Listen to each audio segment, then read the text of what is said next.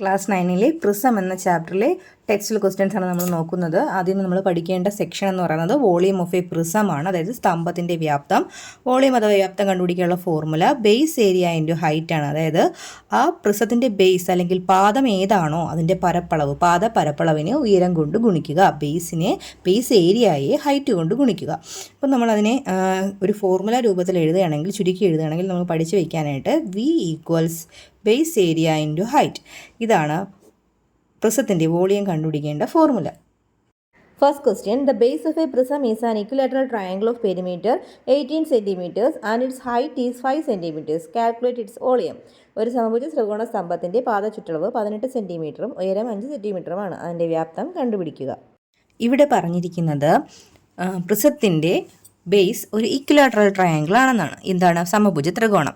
എന്താ ഇവിടെ തന്നിരിക്കുന്നത്? ഇക്വിലാറ്ററൽ ട്രയാങ്കിളിൻ്റെ പെരിമീറ്റർ ആണ്, അതായത് ചുറ്റളവാണ് തന്നിരിക്കുന്നത്. എത്രയാണ് തന്നിരിക്കുന്നത്?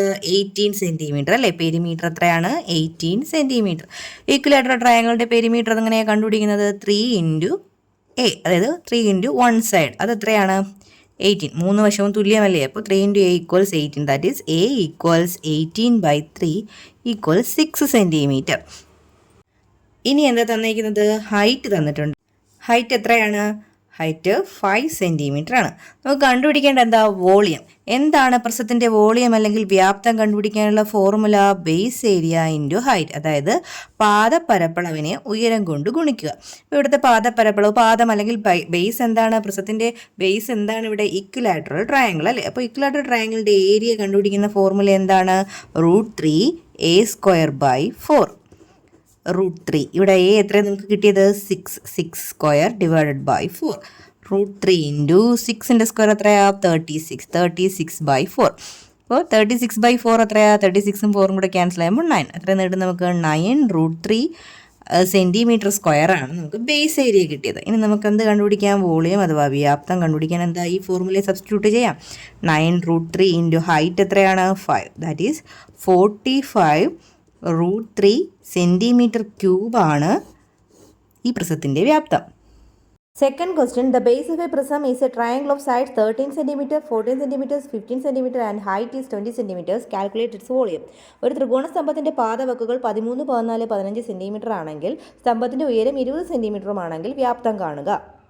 ഇവിടെ പ്രിസത്തിൻ്റെ ബേസ് ട്രയാങ്കിൾ ആണ്, അതായത് പാദം ത്രികോണത്തിൻ്റെ രൂപത്തിലാണ് ഇരിക്കുന്നത്. ഇവിടെ തന്നിരിക്കുന്ന അളവുകൾ എന്ന് പറഞ്ഞാൽ 3 വ്യത്യസ്തങ്ങളായ അളവുകളാണ് തന്നിരിക്കുന്നത്. ഇപ്പോൾ 3 സൈഡ് നമുക്ക് A ഈക്വൽസ് 13 സെൻറ്റിമീറ്റർ എന്നും B ഈക്വൽസ് 14 സെൻറ്റിമീറ്റർ എന്നും C ഈക്വൽസ് 15 സെൻറ്റിമീറ്റർ എന്നും നമുക്ക് എടുക്കാം.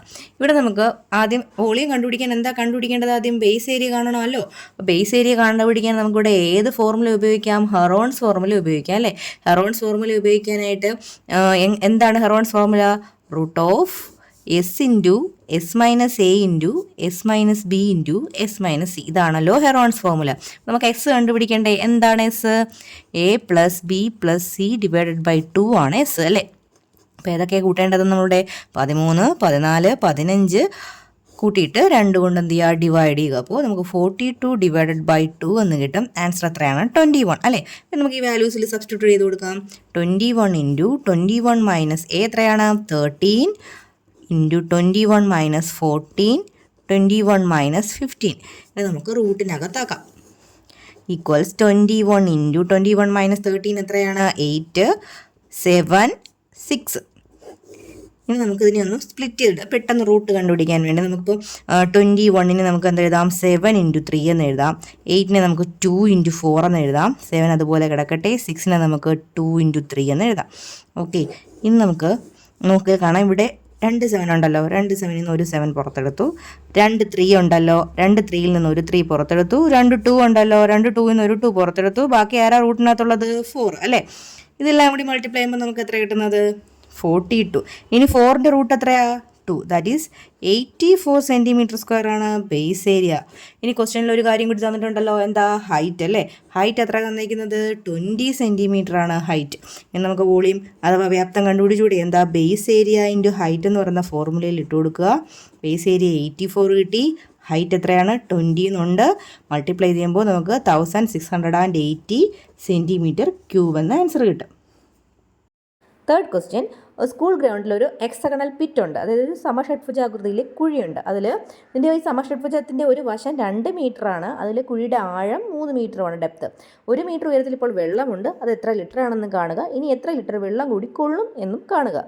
മൂന്നാമത്തെ ക്വസ്റ്റ്യനിൽ ഇവിടെ തന്നിരിക്കുന്ന കുഴി അഥവാ പിറ്റിന് എന്ത് രൂപമാണ്? ഹെക്സഗണൽ പിറ്റാണ് അല്ലേ. അപ്പോൾ ഒരു പ്രിസം പോലെ സങ്കല്പിക്കുക. അപ്പോൾ ഇതിൻ്റെ 1 സൈഡ് എത്രയാണ് തന്നിരിക്കുന്നത്? 1 സൈഡ് 2 മീറ്റർ ആയിട്ടാണ് തന്നിരിക്കുന്നത്. ഇത് 6 സൈഡുള്ള രൂപമാണ് ഹെക്സഗൺ എന്ന് പറയുന്നത്. അപ്പോൾ അതിൽ ഒരു സൈഡ് 2 മീറ്റർ ആയിട്ട് തന്നിട്ടുണ്ട്. ഈ കുഴിയുടെ ആഴം 3 മീറ്ററാണ്. ഇനി നമുക്ക് കണ്ടുപിടിക്കേണ്ടത് എന്താണ്? ആദ്യമായിട്ട് ഇതിലിപ്പോൾ 1 മീറ്ററോളം ആഴത്തിൽ വെള്ളമുണ്ട്. ഈ വെള്ളത്തിൻ്റെ അളവ് എത്ര ലിറ്റർ എന്നാണ്, അതായത് അതിൻ്റെ വ്യാപ്തമാണ് കണ്ടുപിടിക്കേണ്ടത്. ആദ്യ വ്യാപ്തം അല്ലെങ്കിൽ വോളിയം കാണുന്നതിന് ആദ്യം നമുക്ക് എന്ത് കണ്ടുപിടിക്കണം?